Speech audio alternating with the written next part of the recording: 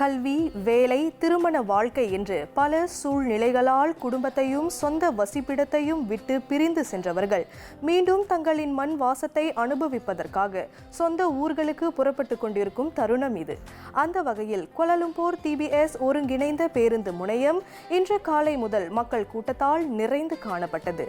வீட்டிற்கு செல்லும் ஆர்வத்தில் இருந்த சிலரின் மகிழ்ச்சியான தருணங்களை பர்னாமா செய்திகளுக்காக கேட்டறிந்தார் பயிற்சி நிருபர் ரோவன் கொரின்ஜோ.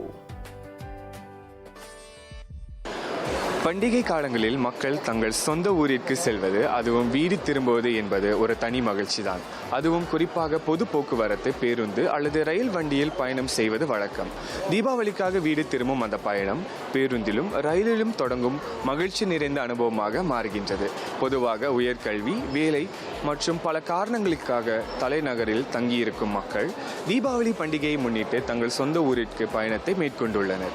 கையில் துணிப்பைகள், பரிசு பொருட்கள், இதயத்தில் உற்சாகம், மனதில் வீடு திரும்பும் ஆர்வம் இங்கு வெளிப்பட்டுள்ளது. சொந்த வாகனத்தில் பயணிப்பதற்கு வசதி வாய்ப்புகள் இருந்தாலும் சிக்கனமான பயணத்தை மேற்கொள்வதற்கு பொது போக்குவரத்து சேவை உறுதுணையாக உள்ளதை பலர் மறுக்கவில்லை. வெகு நாட்களுக்கு பின்னர் தங்களின் சொந்த ஊர்களுக்கு திரும்புவதால் ஆவல் மேலோங்கியுள்ளதாக சிலர் தெரிவித்தனர். எனக்கு இங்கே யாருமே தெரியாது, ஃப்ரெண்ட்ஸ் அவ்வளோதான். ஃப்ரெண்ட்ஸோ இப்போ எல்லோரும் கிளம்பிடுவாங்க. ஸோ ஹாஸ்டலில் ரூமில் அப்படியே ஒண்டியாக உட்காந்துருக்குது தான். அங்கே உட்காந்து என்ன இருக்குது, வீட்டுக்கு போனால் தானே அந்த என்ஜாய்மெண்ட்டே இருக்குது தீபாவளிக்கு. வீட்டில் யார் யாரெல்லாம் இருக்காங்க? அக்கா, அண்ணன், அப்பா.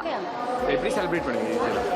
ஆக்சுவலாக அது மட்டும் இல்லாமல் இன்றைக்கி வந்து பெரிய மேட்ச் இருக்குது. ஸோ எல்லாரும் டீம் எங்கள் ஃபேமிலியை உட்காந்து இந்த மேட்ச்சை பார்த்து தான் என்ஜாய் பண்ணுறதா இருக்கும்.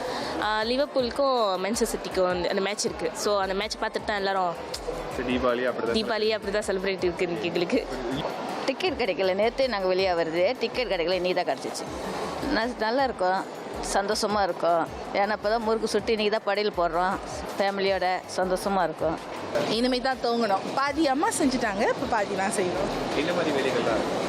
ஒன்றும் பிஸ்கட் செய்யணும், வீடு சுத்தம் பண்ணணும், எல்லாம் இருக்காங்க. பட் நானும் போனோம்ல. தீபாவளி யூஸ்வலி ஃபேமிலி எல்லாம் வந்துடுவாங்க. இன்னிலேருந்து தூங்கும். From today until most probably Tuesday வரைக்கும் எல்லாரும் வீட்டில் தான் இருப்பாங்க. ஆல்ரெடி பாதி முடிஞ்சிருச்சு, இப்போ போய் இன்னும் பாதி கொஞ்சம் செட் பண்ணணும். பாதி பண்ணணும், லைக் பசாருக்கு போகிறது எல்லாம் போய்ட்டு நம்ம செய்யணும். ஸோ நாளைக்கு உங்களுக்கு தீபாவளி எப்படி இருக்கும் நீங்கள் எதிர்பார்க்குறீங்க?